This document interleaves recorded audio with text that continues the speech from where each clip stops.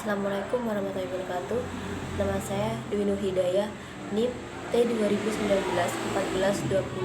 Di sini saya akan menjelaskan tentang konsep media pembelajaran pendidikan agama Islam. Media pembelajaran adalah media yang digunakan dalam pembelajaran, yaitu meliputi alat bantu guru dalam mengajar serta saran membawa pesan dari sumber belajar ke penerima pesan atau siswa. Sebagai penyaji dan penyalur pesan, media belajar dalam hal-hal tertentu bisa mewakili guru dalam menyajikan informasi belajar kepada siswa. Jika program media itu didesain dan dikembangkan secara baik, maka fungsi itu akan dapat diperankan oleh media meskipun tanpa keberadaan guru. Guru harus memanfaatkan berbagai media pembelajaran secara baik. Guru dapat berbagi peran dengan media. Peran guru akan lebih mengarah sebagai manajer pembelajaran dan bertanggung jawab menciptakan kondisi sedemikian rupa agar siswa dapat belajar. Untuk itu, guru harus lebih berfungsi sebagai penasehat, pembimbing, motivator, dan fasilitator dalam kegiatan belajar. Assalamualaikum warahmatullahi wabarakatuh. Di sini saya Wahyu Setiabudi, NIM T2019-1396. Di sini saya akan melanjutkan penjelasan dari pemateri yang sebelumnya. Posisi atau kedudukan dari media pembelajaran. Ada beberapa pendapat bahwasanya media pembelajaran dapat menggantikan peranan seorang guru sebab lebih canggih, lebih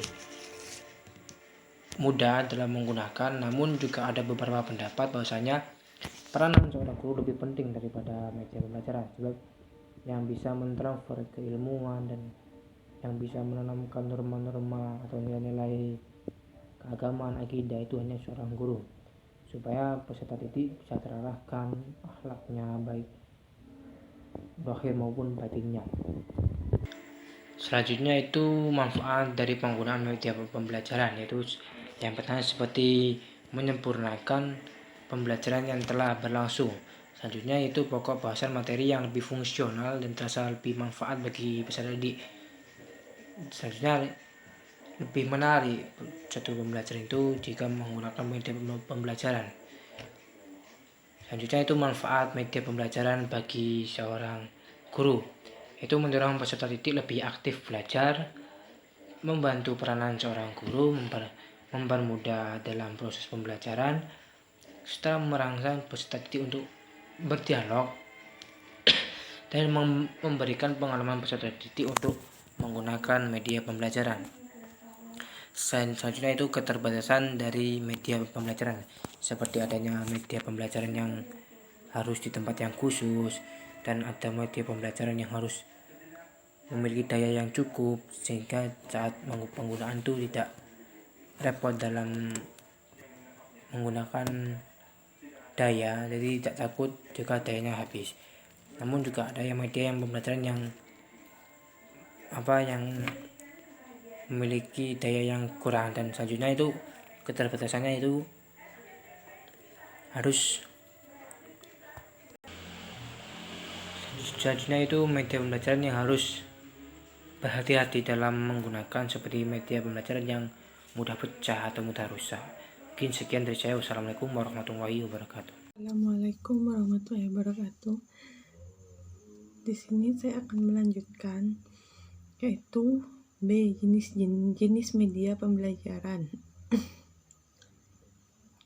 Mempelajari dan memahami banyaknya jenis media pembelajaran yang dikemukakan oleh para ahli yang mereka mempunyai sudut pandang masing-masing, maka dapat ditemukan jenis media pembelajaran di antara lain yaitu yang pertama, media tanpa proyeksi 2 dimensi, hanya punya ukuran dan panjang lebar seperti gambar, grafik, poster, dan lain-lain. Yang kedua, media tanpa proyek 3 dimensi, punya ukuran panjang dan lebar dan tebal atau tinggi seperti model, boneka, dan lain sebagainya. Yang ketiga, media audio, media dengar seperti radio dan lain-lainnya. Yang keempat, media dengan proyeksi, media yang diproyeksikan seperti film slide, film strip overlaid. Yang kelima, televisi dan videotape record TV adalah untuk melihat gambar dan mendengar, sedangkan VTR adalah alat untuk merekam, menyimpan, dan menampilkan kembali secara serempak suara dan gambar suatu objek. Sebagai perbandingan dapat dilihat klasifikasi media pembelajaran yang ditemukan oleh Rudi. Media audio visual gerak, media audio visual diam, media audio semi gerak, media visual gerak, media visual diam, media semi gerak, media audio, media cetak. Assalamualaikum warahmatullahi wabarakatuh. Perkenalkan, nama saya Novia Andani, NIM T20191394. Di sini saya akan menjelaskan tentang bab 3, yaitu kriteria atau hal-hal apa saja yang perlu dipertimbangkan dalam memilih media pembelajaran. Langsung saja, media pembelajaran tentunya banyak sekali jenisnya. Namun di antara semua media pembelajaran tentunya tidak semua yang digunakan. Pasti dalam suatu pendidikan atau pembelajaran tentunya memilih kriteria mana atau media pembelajaran mana yang akan digunakan yang tepat untuk menunjang kesuksesan pembelajaran atau pemahaman peserta didik dalam materi tersebut.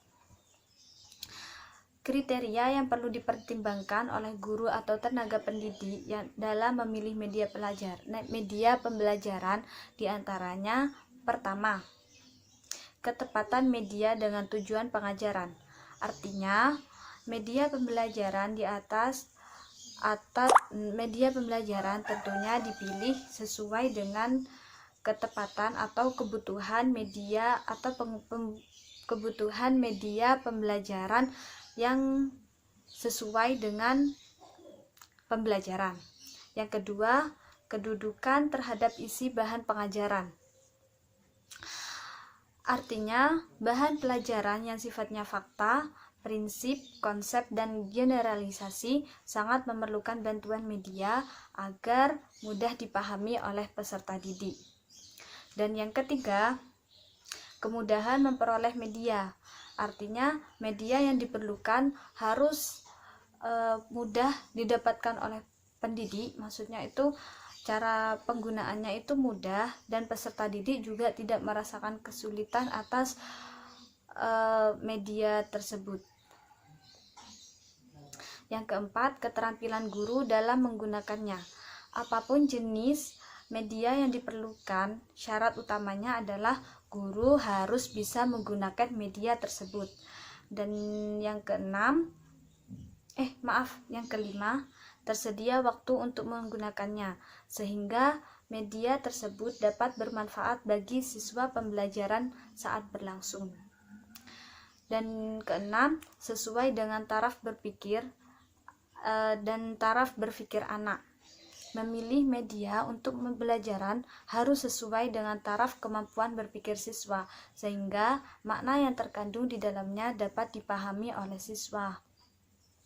Jadi dalam memilih media pembelajaran, inti dari kriteria tersebut adalah harus sesuai dengan kebutuhan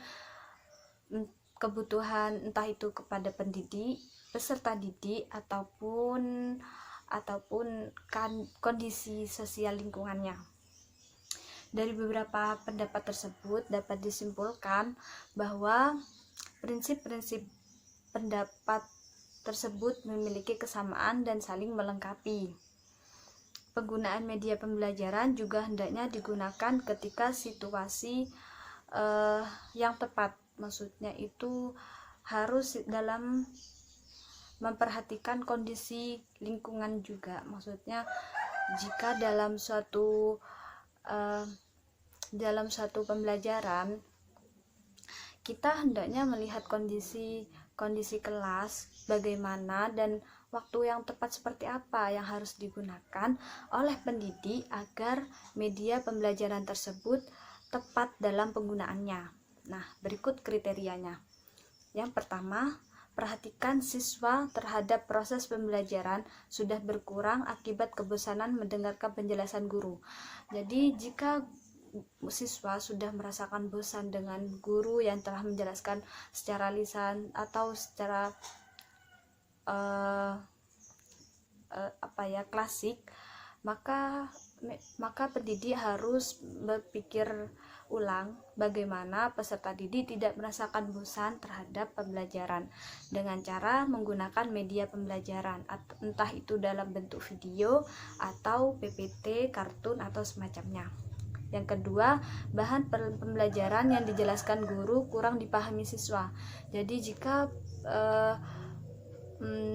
peserta didik sudah merasakan, Bu, saya gak paham dengan penjelasan ini, maka pendidik bisa menggunakan media tersebut untuk menjelaskan kepada peserta didik agar peserta didik itu bisa memahami.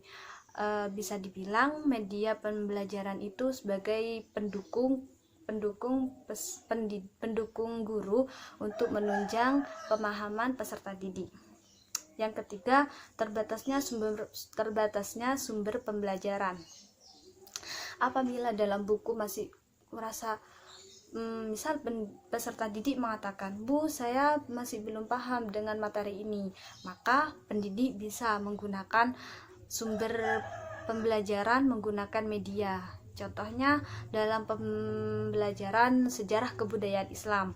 Nah, apabila peserta didik tidak merasakan paham atau sumber pembelajarannya masih kurang paham, maka pendidik bisa menggunakan media pembelajaran video dalam memberikan materi atau pemahaman kepada peserta didik.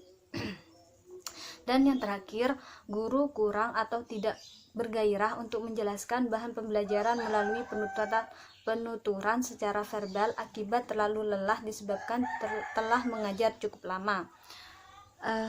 Misal pendidik merasakan lelah karena mungkin kecapean dengan pembelajaran dengan kelas lain atau ada urusan pribadi, maka pendidik bisa memanfaatkan media pembelajaran tersebut sebagai pengganti pemahaman kepada peserta didik dengan cara memberikan media mungkin yang lebih tepat menggunakan video, karena video tersebut adalah media audio visual, jadi bisa didengar dan bisa dilihat. Jadi mungkin bisa dikatakan media tersebut sangat tepat buat peserta didik agar paham dengan penjelasan dari guru apabila guru tersebut merasakan kelelahan mungkin atau merasakan sibuk dengan urusan kelas lain mungkin, maka media pembelajaran inilah solusi yang tepat untuk guru apabila ingin memberikan pemahaman kepada peserta didik. Cukup sekian penjelasan dari saya, Pak. Mohon maaf apabila ada penjelasan atau kata yang kurang tepat di hati penonton. Wassalamualaikum warahmatullahi wabarakatuh.